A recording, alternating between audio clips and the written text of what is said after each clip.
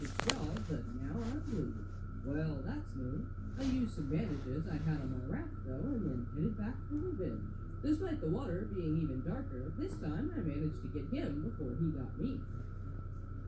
I cleared out another wreck the next morning and made this plank station, then used it to make some planks for more storage.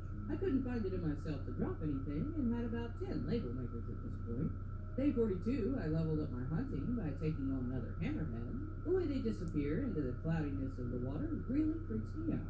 Then it's like they just come back out of nowhere. Shooting them in the face seems to deter them, though. Then I tried to stab this little shark, but only ended up stepping on something poisonous. Spotted these buoy balls next and still didn't realize I could put them in my inventory.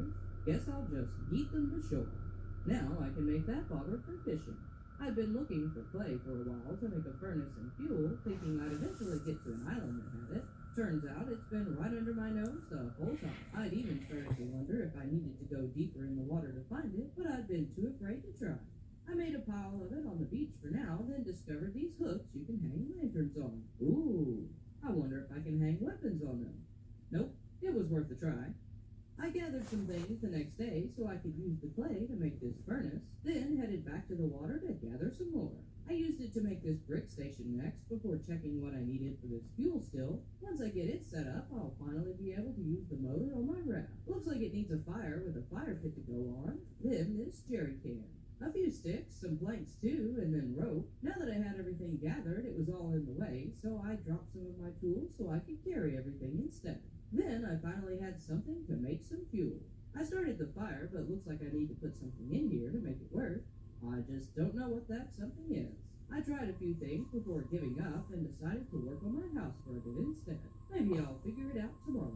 I gathered a bit more clay in the morning. I'm not sure what I need it for, but it's new and I want more of it. Then I built this tanning rack and loom. I'll be able to make my own leather and cloth too. I realized after that I could make a clay bottle for water. It holds 5 drinks of water, which is way better than the 1 drink the coconut flask holds. Oh, and look, I've got a potato ready in the garden. I wonder if I can put it in the fuel still. The potato went right in, but looks like I'll need at least 3 more to fill it up. Guess I'm gonna need a bigger garden. I made an antidote for myself that night, then got to work expanding my garden the next day. I made 3 more plots, then moved the yucca to this end before going hunting for more potatoes to put in them. I managed to find one on my island and planted it, then hopped on my raft to go look for more. My raft did a bit more ballet on another rock, making me a bit dizzy, but I eventually got on my way. Fought this crab for the next potato I found. Then it was evening and I forgot my bed at home. Thankfully, I'm a bit of a hoarder and I've got plenty of stuff on my raft to make a new one. Good night. In the morning, I found 1 more potato and decided I might as well scavenge the shipwrecks too, but this hammerhead had other ideas. I had my new spear gun though and was getting much better at dealing with the sharks. Little did I know there were much more dangerous and bigger creatures I'd have to deal with later. After finishing the shark and dragging it to shore, I found more of the buoy balls and finally figured out you can pick them up. I also grabbed some stuff I really don't need and then thought I would just take the whole shark home instead of skinning it. I guess it was too heavy, though. It weighed down my raft so much it wouldn't even go. Well, I tried at least. I skinned it and made my way home to plant the potatoes I'd found. Then, when I went to gather some leaves for my fire, this big pig came out of nowhere. I guess it respawned while I was gone, and I was completely unprepared. I tried to use my spear gun first, but it was slow to reload. Then I tried my old rock trick, but this pig was slick. It ran around and climbed up, tearing at me with its tusks. As I tried to run away, I heard a snake somewhere too. Oh, great. Eventually, I escaped up on my roof and got my breath back for a bit, then threw a spear at it, causing it to run next, allowing me to finally finish it off with my bow. Whew, that was close. I took care of the snake first thing the next morning and then killed everything else that had respawned. I've had enough surprises for now. Gathered a bunch of leaves next, and my potatoes had all grown, so I filled up the still, watched it for a while first, and then gathered a bunch of palm fronds and logs. I spent day 49 trying to bring this barrel in my house to build my first hobo stove, then spent the rest of the day working on plank walls for the second story to my house. The fuel was done after that, and I used it to fill up my engine. I want to test it out, but I need to do a couple of things first. I finished up the roof to my second story and added some more potatoes to the fuel still, then added a lantern on my raft and stepped on another starfish. I took an antidote for the poisoning and decided to test out my fishing pole, snapped the first line, and then spent the whole evening fishing only to catch this sardine, which I was still being a bit dense about how to cook. It wouldn't go on the smoker or the hobo stove. Then I realized I had to skin it first, just like everything else. Oh. And now I can't figure out the hobo stove. Well, this will do for now, I guess. On day 52, I packed up the extra fuel I'd made, then headed off to sea. I decided to just pick a direction and go that way till I found something new, and find something new I sure did. This island definitely looked different from the rest, but when it loaded in, I realized how different. Oh my goodness. A giant half of a ship was sitting on the island, and I went in to explore just as it started to storm. I had my spear ready, but the most danger I found was when I fell off this ramp. I followed some stairs all the way up to the top where I found this door, and inside was the answer I'd been looking for. Open the door. Oh, notice. Oh, this is odd. Is that a plane? Wait, does that mean we can escape? Ooh! Sure looks like it might need some work first, though.